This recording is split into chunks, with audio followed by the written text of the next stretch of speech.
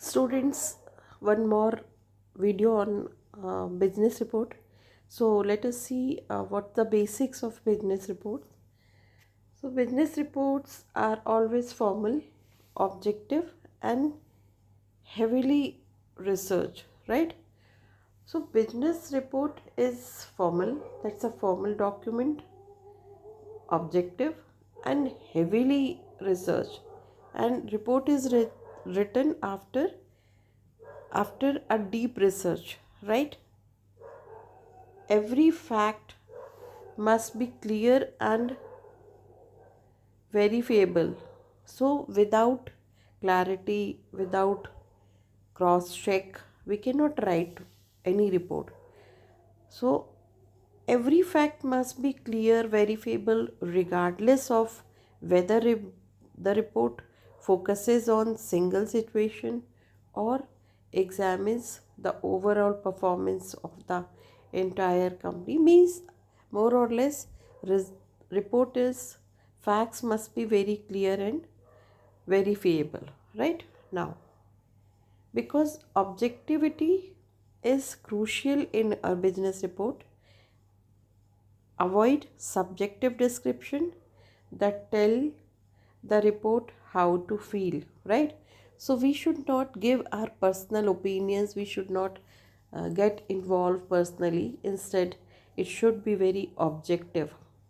Report must be very objective. For instance, if sales were down last quarter, don't say sales were terrible last quarter, but rather let the sales data speak for itself. There should also be no personal pronouns such as I think. We should invest more capital. A business report should remain impersonal and framed from company's perspective. So it is better to know that avoid I think, right? That is not at all good for any report. So we should not be personal. We should not speak this way, that these kind of statements should not be used, that the sales were terrible and last quarter. That is somewhat our personal opinion. I think that's a personal opinion. Instead, business report remain impersonal and framed from company's perspective. Very important point. Okay, now the structure of basic business report. Although the size of report can range from 1 page to 100, right? So report can be one page, it can be one page to 100, right? Page structure is always important because it allows readers to navigate the document easily, right? So that allows the readers to navigate document easily, and that is why a report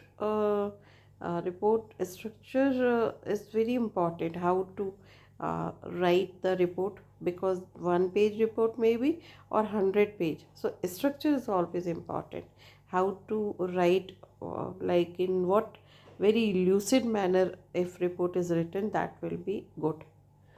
Well, this structure can vary due to report length or company standard. We have listed a common reliable structure below. So that's a what structure can be adopted for a good report. First of all, front matter. List your name. Front matter, what comes under front matter? That name, job title, contact information, and the date of the submission. You can also create a title for the report, right? So these, it will look like this. That's a name, job title, right?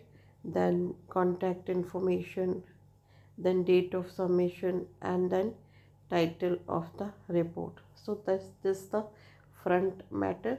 That's come here, name, job, this way, and then submission, date of submission, this way. Okay, so this will look like this. Okay, that is front matter. Then background. State the background of the topic you will be addressing along with the purpose of report itself. So what's the background of the topic? So we should mention background of the topic, right? And then key findings. Provide facts, data, key findings that are relevant uh, to the purpose stated in the background, right? So facts, figures, data, key findings, everything should be given in the report. Be clear and specifically, because the entire report depends on the information in this section. So that's a facts, figures should be very much clear, and then clear data specifically, because the entire report depends on the information in the section. So then the more information, the more facts and figures will be there, definitely result report will be more authentic. Okay, now conclusion. Summarize and interpret the key findings. Identify issues found within the data and answer questions raised by the purpose. Conclusion is summarize and interpret the key findings. What's the summary and what are the key findings? Identify issues found within the data. So that should be very brief, and uh, key findings we have to clearly mention. And then the identify issue found within the data, what issues were found, and answer questions raised by the purpose. And then each question should be addressed, right? So that is the conclusion. Conclusion is summary. We have to summarize and write the key findings. Now recommendations, suggestions. Recommendations: recommend solutions to any problems mentioned in the conclusion, and summarize how these solutions would work. And then we should give solutions. Although you are providing your own opinion in this section, avoid using personal pronouns. Keep everything framed through the company's perspective. So that's the recommendation should be given. What's the problem? We have already mentioned. Now give the solution of each problem, and then summarize how these solutions would work, and then try to give that if you adopt these kind of suggestions, so how it will work. We should write clearly. And although you are providing your own opinion in this section, avoid, though we are using that it should be done, it should be, but instead of like writing sentences, so we avoid personal pronoun. Especially this is a very important point, that's avoid using personal pronouns. Keep everything framed through company's perspective, what company says, what company thinks, right? This way, don't write I or I think. Now references. List the sources for all data you have cited throughout the report, so that what sources we have used in a report, so that data must be furnished clearly, which is known as references. So this allow people to see where you got your information and investigate these same sources. So they will check, they will suppose they would like to read, so the same they can read. Suppose we have taken information from website, so that we can add the link, the detail of the link, so that reader can uh, be able to read the same source or same information what from where we have taken, and then he will be able to understand. So that is a reference, right? Reference must be very clear. Now some companies may also require the executive summary after the front matter section, which is complete summary that includes the report's background, key findings, and recommendation. So sometime what happened that uh, executive summaries is important, that executive summary is required, so in which what includes, that's a uh, reports background, and then key findings and recommendation comes under executive summary. So this executive summary, sometime it should be added. Okay, this section lets people learn the highlights quickly without having to read the entire document. Sometimes they don't have time, so they just want to see the glimpses of the report. So that uh, will be mentioned in the executive summary. So the size of an executive summary can range from a paragraph to multiple pages. So then that depends on what's the length of the executive summary. It might be a paragraph, right, to multiple pages depending on the length of the report. Suppose report 10,000 pages of that's a Babri Masjid wala report came. I'm just giving example. So then when before Ram Mandir was uh, Ram Mandir, then when decision came that for land, this is uh, this is for mm, Ram was born in on this particular place, and the report came after Babri Masjid that the demolition, and then this land belongs to whom, Hindus or Muslims, something. So that report was 10,000 pages, right? It was of 10,000 pages. So then uh, the its summary, definitely its summary at least on 500 pages or something. So whatever the length of the main report, accordingly summary will be, length of summary will be decided. Okay, now revision. As mentioned, business report writing essentials. Revision is the key to producing an effective document. Review your writing to keep it focused and free of proofreading errors, and ensure your factual information is correct and presented objectively. Means revision, we have to revise, we have to redraft, we have to do proofreading before sending.